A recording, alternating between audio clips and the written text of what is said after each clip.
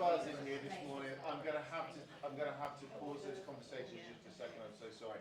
I want to hand over to our final speaker of the day, Lucy Smith. Lucy is the founder of Inclusive Change and Inclusive Change at Work (CIC), based in South Gloucester. She brings a passion for building the future of work, along with expertise in organisational change to challenge ways of working. In 2025, she has trained as a stand-up comedian to challenge her own boundaries and do things differently. High expectations, Lisa. Today, she's going to talk briefly about how we can challenge ourselves and our teams working in recruitment. Round of applause for Lisa. Thank you. I didn't do the module on heckling, so do not heckle today, okay? And just to start off, listening earlier, where is he? Biscuits and dunking, yes. Biscuits and a cup of tea. My question for you earlier was, do you dunk? Absolutely. There we go. I mean, it does depend on the biscuit, but we'll talk My kind of man, my kind of man. That was the only thing I could think of when I saw his final slide, and it said, a cup of tea, biscuits, dunk. There we go. Right, I've got 10 minutes. And as I was driving in this morning, I was thinking, do you know what, I might do things a little bit different. And everything that I thought I was going to say, because I've left my slides really vague, so I can say what I need to say, and follow the room. I literally can't follow what you've just been talking about, apart from actually you've stolen all my slides. So we're going to reiterate a lot of the stuff that we do. But I'm going to talk a little bit about experiences. That's us. If you want to find out more, you can go on our website. I haven't got time for that. One of the things I almost always start with almost every presentation I do is that change starts with passionate people who have a vision. Do you feel that you are those people in this room today? You are passionate people. You're all sat in this room. You've given up your time. You've come away from your jobs, from your businesses, etc., and you have a vision. I can hear it. I can hear it in the panel. I can hear it from everybody. This is where change can start. The thing is, and the thing I was reflecting on as I was driving in this morning, I'm going to say we're all quite privileged people to be able to sit in this room, in this fancy space. And there's quite a lot of people who are not as privileged as us, who can't see themselves sitting in this space. And a little bit, I'm just going to give you a little bit about myself. I usually say things like, I'm a change expert, I'm a neurodiversity expert, banish imposter syndrome. Actually, one of the things I want to tell you about myself was I was born in Bristol. I am Bristol, born and bred. I grew up in Knoll West. Knoll West, for those of you that might not know, is a pretty deprived part of Bristol. My family all grew up there. I'm from a single parent family. My mum spent probably 9 years on tranquilizers, and I was an only child and had to care for her just as much as I had to care for myself. This isn't a sob story. But this is, I feel really privileged to be in this room, but I was one of those young people that we're trying to help get into jobs. I was one of those young people who had to battle through things because I didn't see myself in a space like this, ever. I did crap at my O-levels. I'm that old, I did O-levels, all right? But I'm here, okay? I'm just about, hopefully, to start on a level 7 apprenticeship, etc., etc. I have battled through my life to get to where I am. But I don't want to see young people go through the same experiences that I've had to, that probably some of you have to in this room. And that's where I have that passion to make that change happen. So a bit about what we're talking about. You've already said it. Why do we need to bother?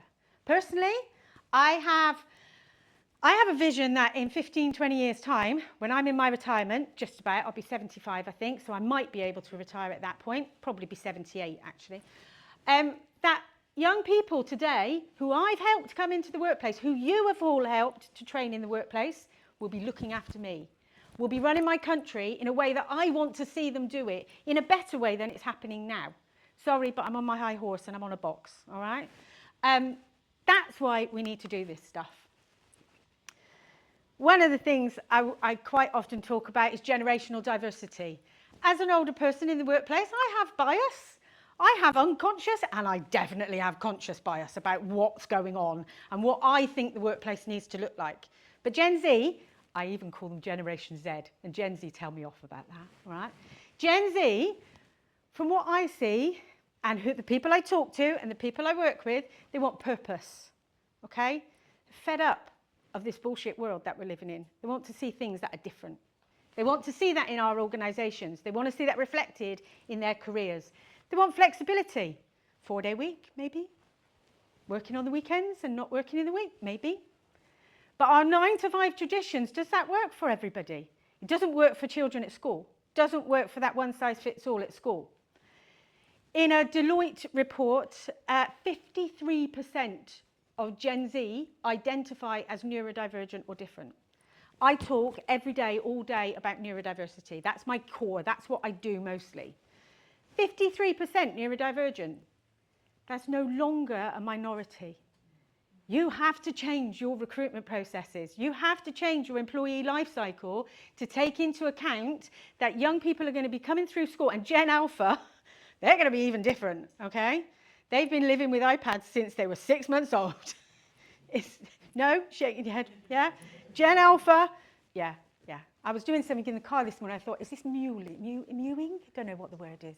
See? Is it?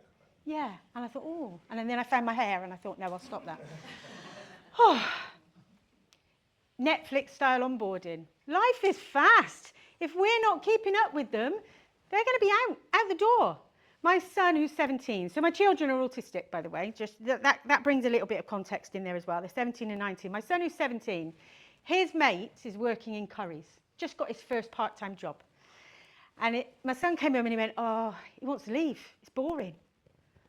I'm like, suck it up, Buttercup. I know that sounds terrible, but it's your first part-time job and you're going to get decent money. You're going to learn skills. You're going to learn about being in a workplace, and you might not like it, but take that money and enjoy it while you can, because other people haven't got that job and you have. However, if we don't think about that as employers, we are going to miss out on talent, because they're going to come in and they're going to go, this ain't for me. I can't see myself here. I'm off. And they also want decent snacks, by the way, but don't we all? Custard cream, multi-milk with chocolate, that'll do. I've got a few practical tips, and I've literally got 3 minutes. I've actually put my timer on, all right? A few practical tips, and these are things that have come up today already. Job adverts. Meet people at their bus stop. Go to the places where you want to recruit. Do not expect them to come to you, because they're not finding my website. They're not finding my Facebook group. How many people under 18 are actually on Facebook anyway? Only because your teachers tell you or your mum and dad tell you, and you don't want your mum and dad looking at your Facebook profile anyway. Meet them at the bus stop. Go on the other versions of social media. Mostly YouTube, right? YouTube is massive, yeah? But also things like go to a cosplay event. Have a stand at a cosplay event and talk to people in the places that they are about the things that make sense to them. So meet them at their bus stop. The other thing I was going to reiterate on here actually is, if you cannot see yourself in somebody's website, in their promotional material, you ain't applying for them. My son goes to a college, and every time we go on his website where it says apply, you go through the pictures, and I scroll through the pictures and I go, white woman with blonde hair, white woman with blonde hair, white woman with blonde hair, to the extent that they're not representing anybody else. I might feel comfortable because I'm a white woman with blonde hair. And even he goes, this is ridiculous. And I'll feed that back to his college, because I don't think that should be happening. Applications. There will be a ton of barriers. Somebody who's dyslexic may not be able to fill out that application form. Somebody who's dyslexic may be able to fill out that application form, but they might have spelling mistakes. And I used to work at the University of Bristol, actually. I worked in a variety of places. If you find me on LinkedIn, you'll find out the history. I remember one person in a hiring panel, if there was a spelling mistake in a CV, chucked it in the bin. I said, whoa. That person might be dyslexic. You're missing out on talent here. No, if they can't make the effort, I'm not having it. Yeah, that happened. That was a few years ago, all right? They changed their practices because I maybe had a bit of a shout at them and a bit of a rant at them. But what might be stopping people making applications? If you're ADHD, filling out an application form with 7 questions all in one go, jog on. Can't be doing with it, right? I can't even talk to ChatGPT when it asks me 7 questions. I'm like, no, ask me 1 at a time, please. Make it simple for me. Somebody with ADHD may very well just not apply at all, because the organisational effort it takes to get there isn't in place, and they need that support. So we do things in a different way sometimes. We might do things in a different way, like we might ask for a video interview instead. Or we'll say, look, just write to us and tell us why you think you're going to be great for this job. We'll look at it, we'll read it. If we think it meets criteria, we'll call you up for a chat. And others do the same. Interviews. What adjustments can you make for an interview? What things can you change in an interview? Earlier, I think you mentioned earlier, Tommy, interview questions in advance. I want to do a poll. Hands up if you send interview questions in advance to every single candidate in your interview processes. A few. We do it. Interview questions in advance every single time. I don't care if they've used ChatGPT. I don't care if they've used AI to prepare beforehand. I'll suss that out in the interview. I'll work that out in an interview. And actually, it shows that they've done some preparation in the first place. Things like sending photographs of the panel beforehand can lower that expectation, can lower that anxiety. One thing I did a few years ago, I ran a shop in a retirement village, all part of our company, all part of creating opportunities for young people in working and developing work experience. I used to do a walking interview. So they'd come into the shop, we'd meet each other, and then I'd go, we're going for a walk. And I'd tell them beforehand, when you come in, we're going to walk. And we would walk around the whole retirement village. It was a big block of flats. It's actually 5 kilometres if you walk all the floors. We never took them around all the floors. I'm that lazy. I'm not doing that. But we'd go around and we'd have a tour of the building. We'd have a tour of the gardens. And whilst we're going, I'm chatting to them about stuff. That was parallel communication. So we weren't looking each other in the eye, because if you're autistic, for instance, you may very well find eye contact really difficult.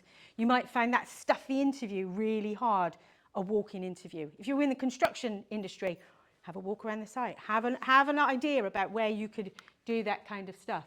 So seeing what adjustments you can make in an interview. And another tip I have, don't expect your candidates to know what adjustments they need. Particularly if this is young people we're talking about, because they haven't been given the tools and skills to understand what adjustments could be made. You give them a list. You give them examples. You show them what examples could be. Sorry, because I feel like I'm ranting at you. I've got a couple more slides and I'm done. Onboarding, make it personal. Set expectations early. All right? If you have rules and rigidity in your organisation, set those expectations early. Don't expect people to just pick up on this stuff, because you'll be capability managing within 6 months. Think about what your expectations are, what you need them to know, and how you need them to operate in order to make your business successful and do the things that you need. We do things like we'll have a one-page profile for everybody in the business. We don't have any medical information on there. It's not like, oh, who are you? What's your... We ask your name, your pronouns, what your interests and hobbies are. And that's really great, because then we find out lots of people have things in common, like board games. The amount of people that like board games. Hands up if you like board games. See? Right, just saying, that's a thing, right? That's a definite thing. What you like, what your strengths are, which is a really hard question for 18-year-olds to answer. Super hard to answer. But the last question we ask is, and what would make you thrive in the workplace? This is about reasonable adjustments, but using a different language. But because we all do it, we help each other bring that out of them. My last point, sorry, because I've gone over by a few minutes. Sorry. Be intentional with what you're going to do. If you want to make that change and you have that vision, be intentional about making that change happen. Be okay with getting it wrong, because we all cock up sometimes. I do. Everybody does. And be curious and keep learning about this whole topic, about working with young people, about being that more inclusive employer that you want to. But I know I'm preaching to the converted in this room. And what we need to do is get out and talk to the 80% of employers who aren't in this room and aren't on the Good Employment Charter. So we have to make that change in that way. If you want to sign up to a free webinar on inclusive recruitment, it's on our website. You can go and have a look. You can hear me talking even more fast in 30 minutes rather than 10 minutes. I'll leave that up there for a moment. Thank you.